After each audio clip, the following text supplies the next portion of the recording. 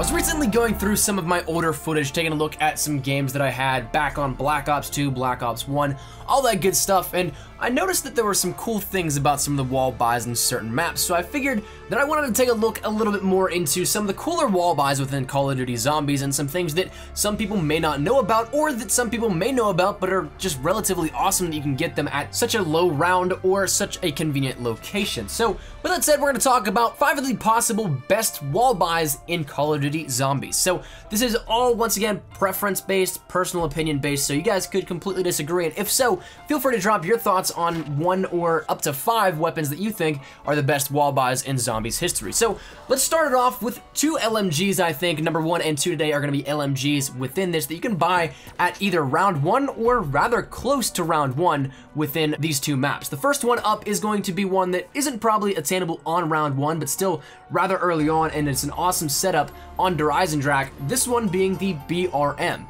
You can end up getting this LMG at round 4, 5, 6, 7, whatever it may be, and of course the nicest part about LMGs is their firepower, but the downside is that you have to often rely on max ammos or just getting lucky in terms of replenishing that ammo, because once you use it, it's done, because the majority of this stuff ends up coming from the mystery box. But this BRM in Der Eisendrache actually is replenishable and is in a very convenient location for some aspects. This one being up on top of the wall, out of reach from somebody on the ground in the MPD room, but if you activate the low gravity or anti-gravity mode within the MPD room by standing on the pressure plates around the MPD, you can end up running along the sides of the walls. And on the sides of the walls, whenever you're in that low gravity or anti-gravity, there is going to be more pressure plates that all you have to do is run over these. It's about 3, I believe, if I'm not mistaken, pressure plates that it takes to activate the wall buy, but once you end up running over the certain amount that it is needed, the BRM then becomes available for a wall buy of 1800 points and is there for the rest of the game. So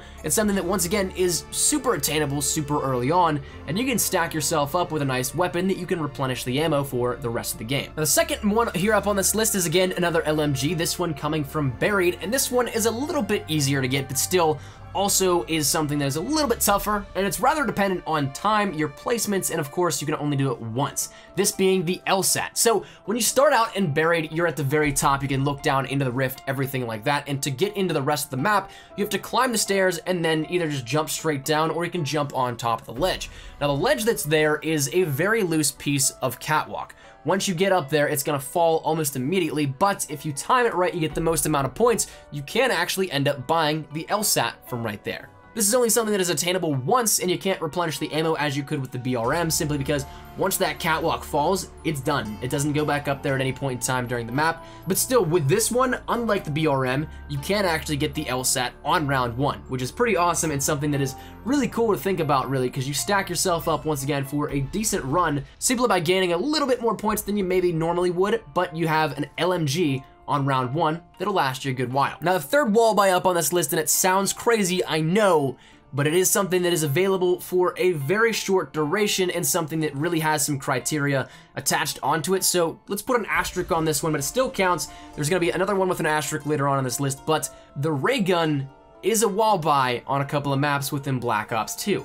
Now, yes, that sounds crazy, but it is true.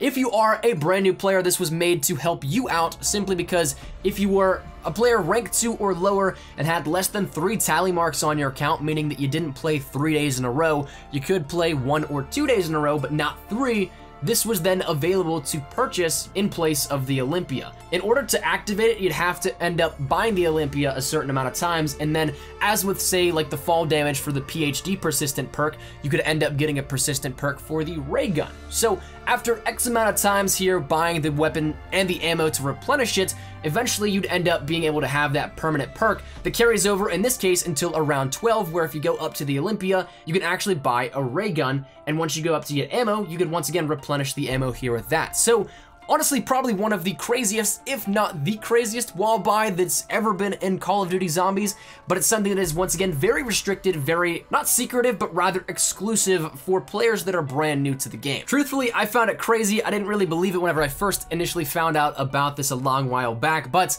a lot of you guys may remember, a lot of you guys may not. But the next one is, once again, I'll put the asterisk on this one, get it out of the way. This one was an awesome wall buy, but was only designated for the Wii version of Kino der Toten, that being the AUG.